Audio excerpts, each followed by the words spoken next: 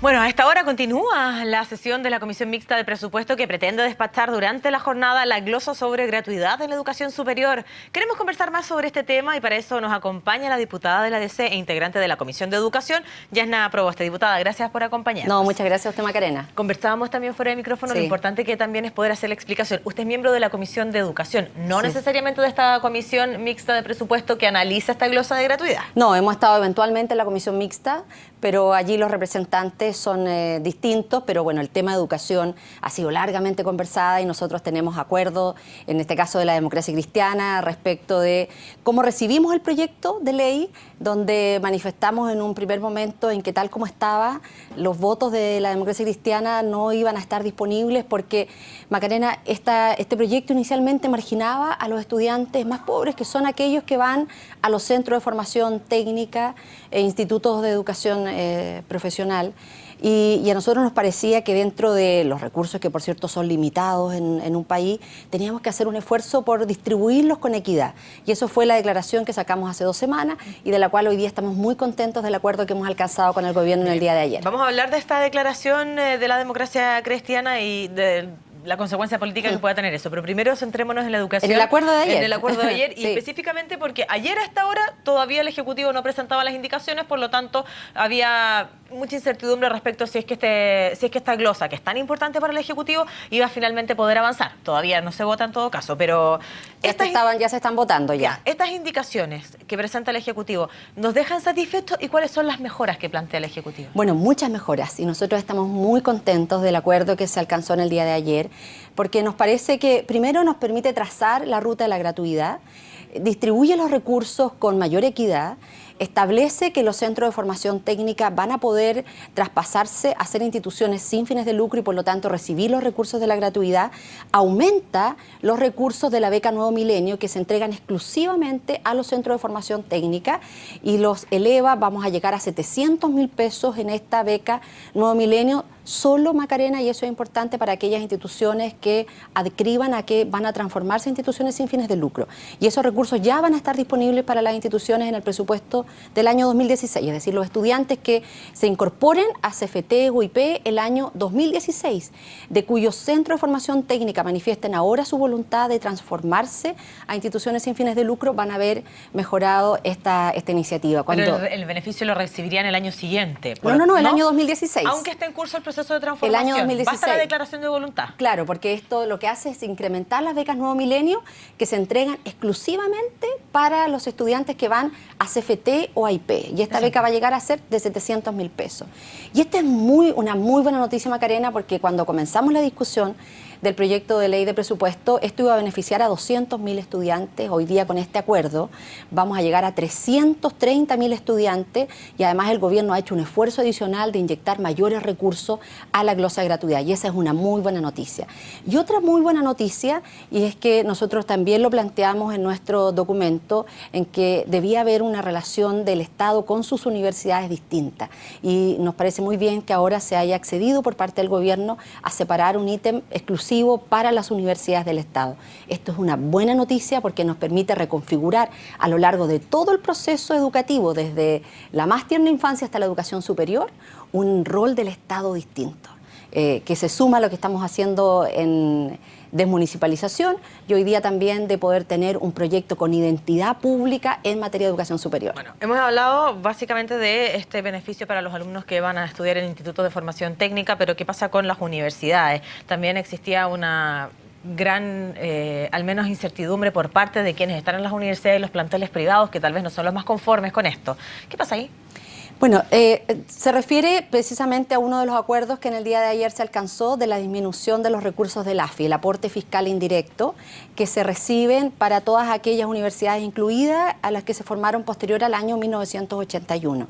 ¿Qué es lo que ha demostrado este aporte fiscal indirecto? En que básicamente se concentran esos recursos en 3 o 4 universidades, que son en su gran mayoría universidades privadas que logran capturar a los mejores puntajes y por lo tanto reproduce las dificultades en materia de desigualdad, es decir, aquellos estudiantes que provienen de un capital social más desfavorecido nunca acceden tampoco a esas universidades y por lo tanto a las universidades a las que llegan son castigadas por recibir a estudiantes que provienen de más bajo capital social, cultural. Entonces, por lo tanto, las universidades o aquellos rectores de universidades que se presentan más molestos ante esto son precisamente aquellas universidades que generalmente recibían a los alumnos con mejores puntajes. Claro, que en su gran mayoría provienen también de familias más acomodadas. Entonces, en esto ha habido mucha discusión desde hace ya largos años. El año 2007, el Consejo Asesor para la Educación Superior señaló como propuesta eliminar el AFI, en algo que nosotros también adscribimos.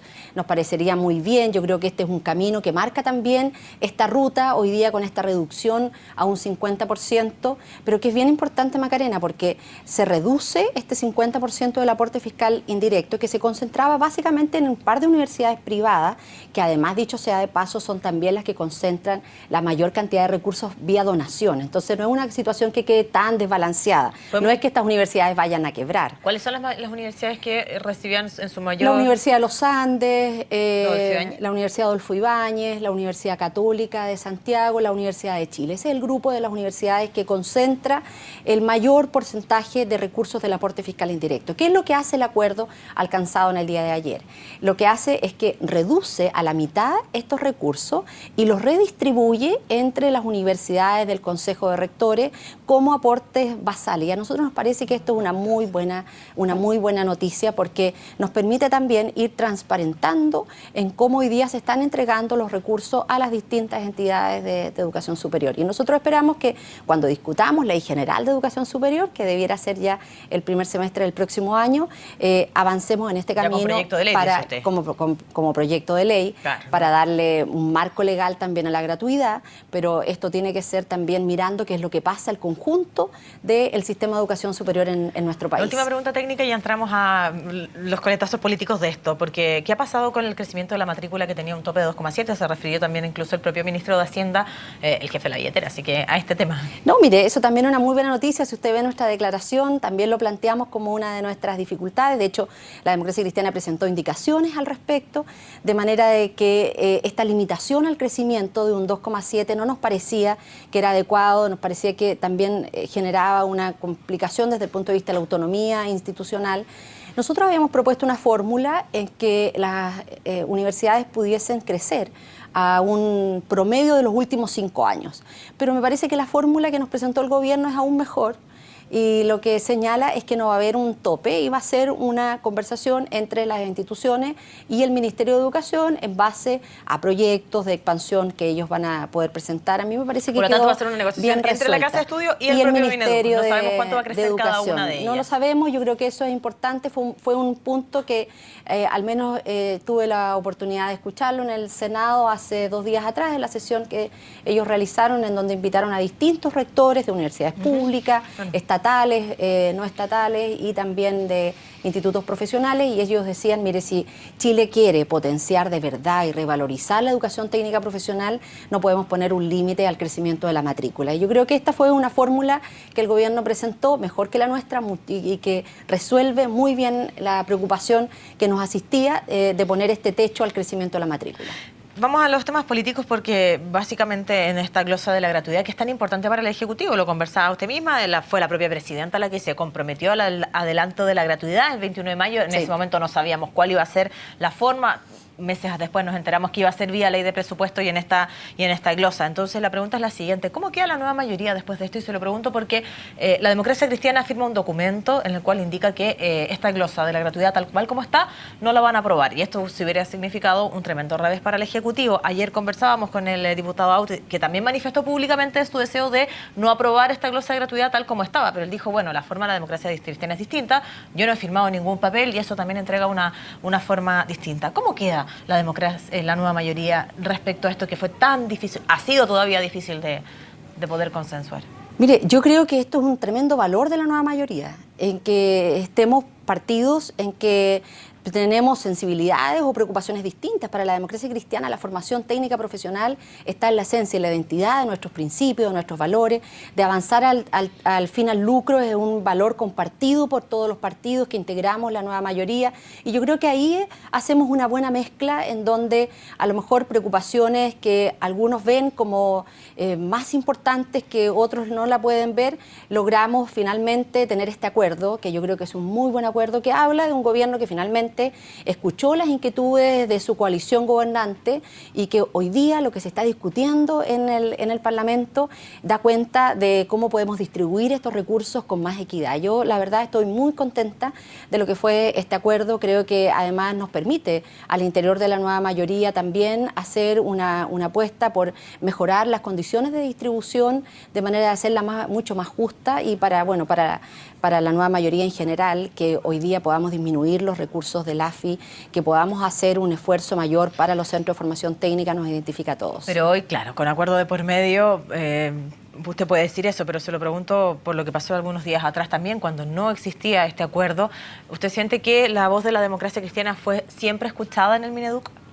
No, por eso llegamos a esta situación. Si nosotros hubiésemos tenido un proceso de diálogo, de mayor participación, nosotros lo hemos señalado. ¿Usted hubiera esperado que ese proceso hubiera sido previo a presentar el presupuesto? Por cierto, siempre eso es mucho mejor, porque en esto todos nos tensionamos. Pero yo creo, finalmente, yo soy una mujer bien optimista y yo creo que lo que vivimos en el día de ayer en este acuerdo fue muy positivo, y además para la democracia cristiana ha sido un proceso de mucha unión de los propósitos, en donde hoy día no existen dos lecturas. La democracia cristiana ha firmado un documento que reafirma nuestras conclusiones del quinto Congreso Ideológico Macarena del año 2007, cuando dijimos, mire, la educación y el lucro no tienen espacio en nuestra sociedad, y ya logramos hacer fin al lucro en el sistema escolar, y vamos ahora avanzando también al fin al lucro en el sistema de educación superior, básicamente en centros de formación técnica, y por eso que vamos a apoyar este proyecto del senador Saldívar, que ha sido uno de los autores, junto a otros parlamentarios más, para que se transformen las instituciones, los CFT y IP, a instituciones sin fines de lucro. A nosotros nos parece muy importante que eso hoy día sea asumido también por otros rostros, y estamos muy contentos por aquello. ¿Corrió un riesgo innecesario el Ejecutivo al lograr el acuerdo casi al filo de la votación? De algo tan emblemático, como es la esta votación fue varias veces postergada, varias veces postergada. Y yo creo que esto también inaugura una nueva forma en cómo tenemos que generar los acuerdos, ojalá con menos tensión, pero con buenos resultados como los que hoy día podemos exhibir, porque esto es parte del acuerdo, pero hay otros elementos que son también, Macarena, muy importantes, que lo planteamos desde la democracia cristiana. Hay mucha gente que a lo mejor ni conoce, las universidades tienen que endeudarse en créditos bancarios porque los recursos nunca les llegan oportunamente. Ahora logramos incorporar una glosa, y que el gobierno acogió también la propuesta, que se les van a hacer anticipos a las universidades respecto de los fondos de gratuidad, pero también anticipos de las becas. Así que yo creo que se va reconfigurando un sistema de educación superior que pone su foco también en revitalizar un proyecto público y en distribuir de manera mucho más equitativa los recursos. Diputada, gracias por acompañarnos. No, gracias a usted, Macarena.